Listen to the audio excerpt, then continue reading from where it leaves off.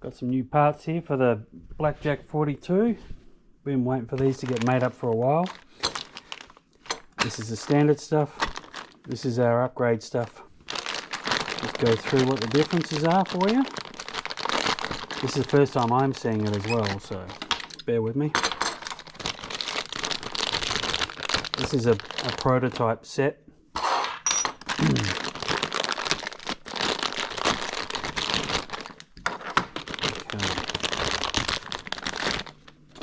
Alright, so if we start off with the rudder, first thing you're going to notice is the rudder is, where are we going here? Our rudder has a kickback function here, so this can slide over here and open and kick up if you hit something in the water, save the back of the boat potentially. Second thing I specified was much bigger, or as big as possible, inlets here. So if you look at the difference between the Proboat one, they're actually quite small, and ours much bigger, probably double, twice as big. Got them on each side.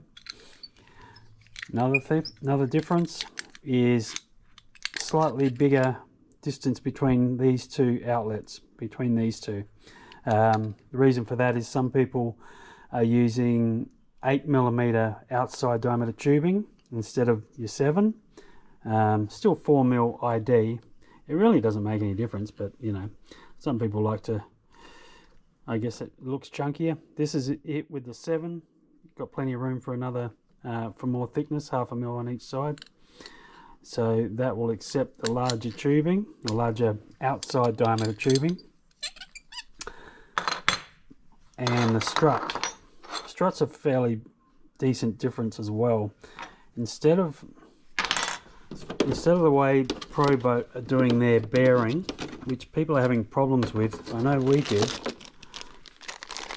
Let's have a look. Okay, now this sits inside here, and the idea is this turns slightly inside of here, and your cable turns inside of here. And after, I don't know how many times I've ran this boat, but it's not a lot. I've got play there. I don't know if you can really see it on here, but yeah, you can definitely see it. I've got a lot of play. I mean, I don't know, it would have been ran somewhere between 10 and 20 times, but I doubt anywhere near 20, to be honest. And that's how much play I've already got in that part of the bearing. So I'm going to get rid of all that idea, go back to a more conventional bearing, but use roller bearings. These are a Japanese, not Chinese, roller bearing, stainless steel. They'll handle all salt water, anything you can throw it at, they'll handle. I've got 2 in there. I've made this second one, rather than being right at the back here, or too far back, I've pushed it right up near the other one. Okay, so they're both in about that area there. Your roller bearing is much more freer, like that. Look at that. If I just try and do this,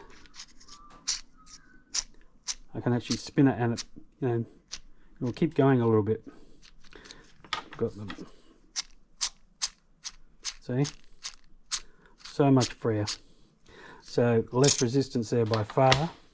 Other thing I'd change with this is I put a flat surface on the bottom, like I do in most of the stingers and struts we make. The reason, what made me start doing that was back in around 2008, when we came up with the Traxxas Spartan stingers. In racing circles, you can't run a flat surface on a stinger or a strut on a boat, because it actually extends. If this was out here, say like a stinger would be, I know this one's back here, but in a stinger arrangement, it extends, if it's flat, extends the ride surface of the boat, effectively making the boat longer. So in racing, they're actually banned. So that tells me it must be better.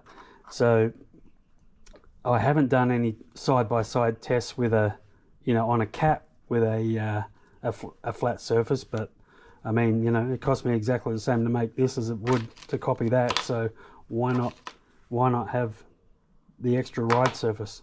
So that's what I've done there. Oh, the other thing too, the play in these things is just terrible. Look at all that. This is from new. That moves like that from factory.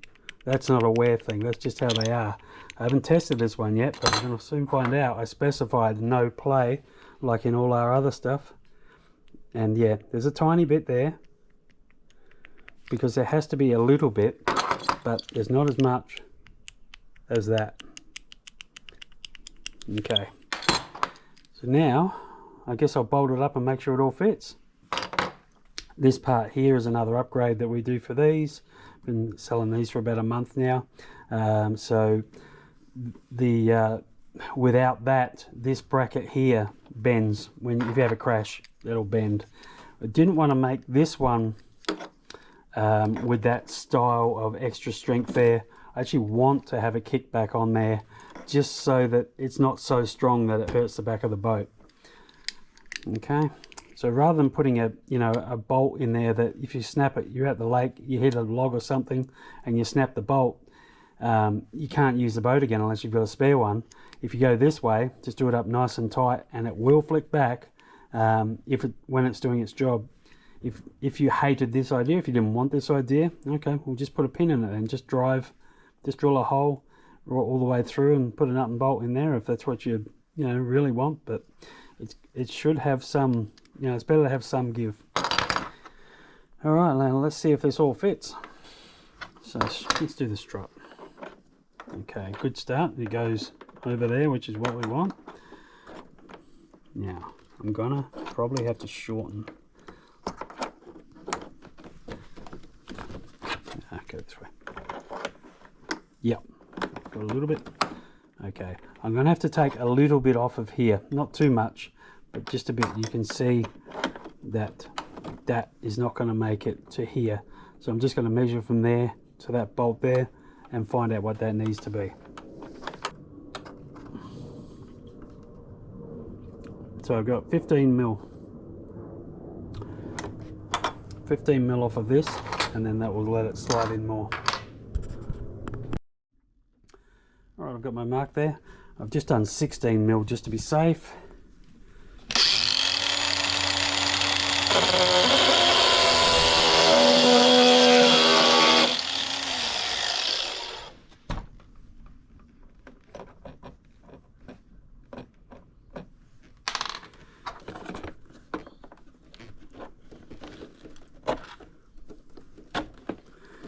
All right. Okay.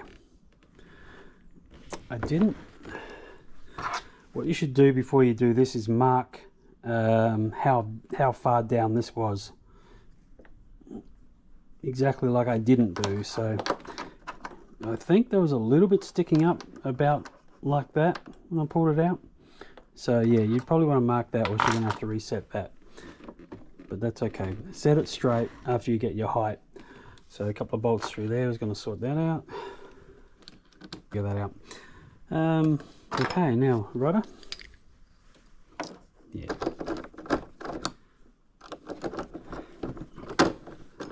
Alright, so the holes line up. That's a very good start.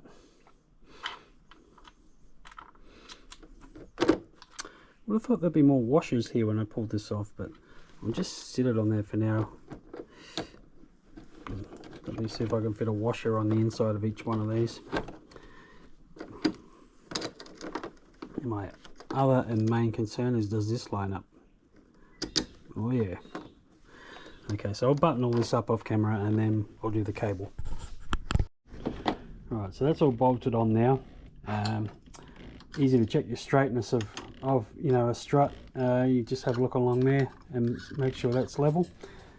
And if you find out, if you're like me, you didn't check anything before you pulled the strut off, and then you put your boat in the water and it's just always out the water, it's just uncontrollable, you've put the strut too low. it means if the strut's low, it's kind of pushing the boat up. And yeah, that's fast, but not for very long. Obviously the other way around, you know, go too high, you suck the boat into the water. That's not great either. All right, now let's see if the steering lines up. Looks like we're in business. Okay, so now the test is the strut. This could be a bit of a, you know, a bit of a difference there, and I may have to do something. Just the way they've done this, the cable on the standard one,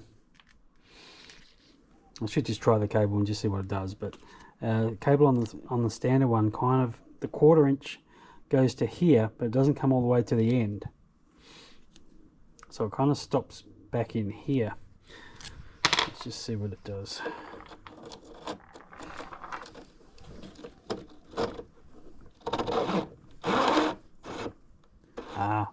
See, that's where my 1/4 ends there. If I had the drive dog on there, it's going to be sitting up here. So yeah, it's not going to be ideal. There we go. So we've got a bit too much gap there. This cable, what have we got going? I'll look in here. Okay, right. So to push that all the way in, we're going to be going, the cable, the end of the 1/4 inch cable is about there. It's on the bearing at the back there. You see that's going to wobble. I need the end of the 1/4 inch cable to stop here, like here. So that's not good. So a couple of ways I could fix that. Easiest way is to supply this kit with another cable.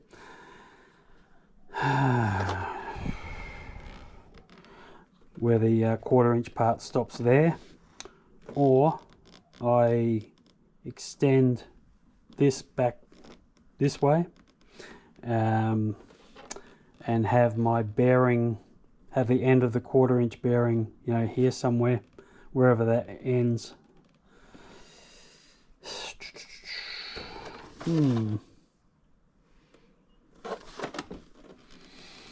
That means you'd have to shorten this by more than the 15 or 16 mil that I shortened it by, which isn't really a problem because it's just one cut. I'm not sure which is going to be better actually. I don't really want to add the cost of a cable to a kit, but I also don't like really the idea of the last bearing being there. So how is this working? Let's have a look.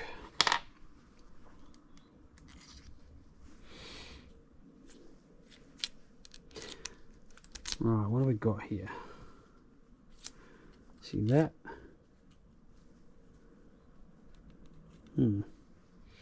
See, some of the bearing, although it's worn, is 3/16, and then the other rest is 1/4. So the cable has that shoulder there, and there's a shoulder in here. It rests up on there. So we've got support there and support here. If I was simply just to move the bearings back, I'm not going to have support for that much of it. No, I don't like that. I don't think I have a choice but to supply these with a new cable. I think it's just the best option. More expensive, but spend the money once, spend it right. I'll go and get a cable and we'll go from there. Alright, so here's a new cable. These are 3/16 down to 3/16 stub, I mean, you know, 1/4 inch rest of the way. These are actually for the large TFL Genesis boats. She's definitely longer, so that's what we need. So if I shorten this, whoop, come back.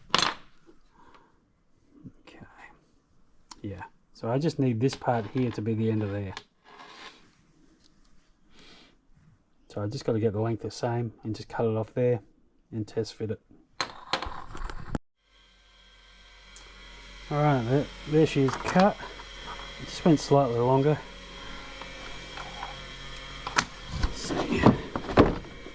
I thought as I was cutting it, my other option is to put a 3/16 bearing from here to here, but then that takes away the option of running a 1/4 inch all the way through, which is the stronger way anyway.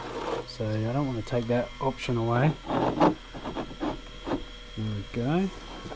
Where do I go? Oh yeah, just where I took it a bit longer because there's still more to go in there. Okay. Yeah, I think that'll work. I think we'll do that.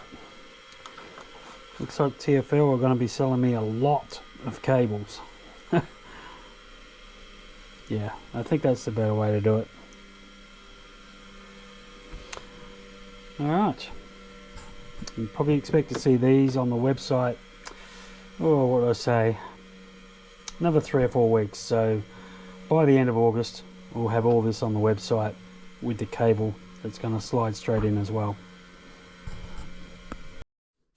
Now for people that are running higher than 8S voltage on these things, say you've got a 12S setup, perhaps with a different motor, well you'd hope it would be a different motor, 1300 kV is way too high, you'll probably find that you start breaking the shaft, and 12S on this kind of cable is too much.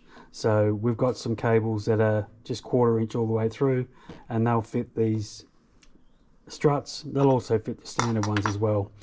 So that's, if that ever lets go, don't bother putting another one in. You're just going to break that one as well and lose your prop as well. Just upgrade it to a 1/4 inch all the way through, and we've obviously got those on the website. Now just on the kickback function of our rudders, someone just asked me the other day, do we do them like this so that you can, you know, set it wherever you like? No, we don't.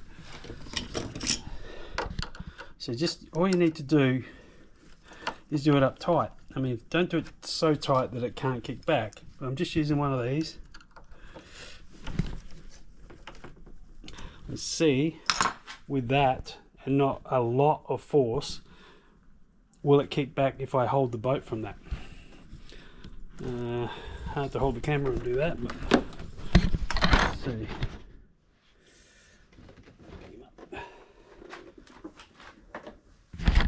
Okay, so that's a fairly heavy boat because that motor is heavy, so that's not going anywhere. And I haven't gone to the point of using the you know, the 90-degree normal tools, you know, Allen keys. I haven't gone to one of these or anything. I've just gone with the ordinary one of these, and I just did it firm.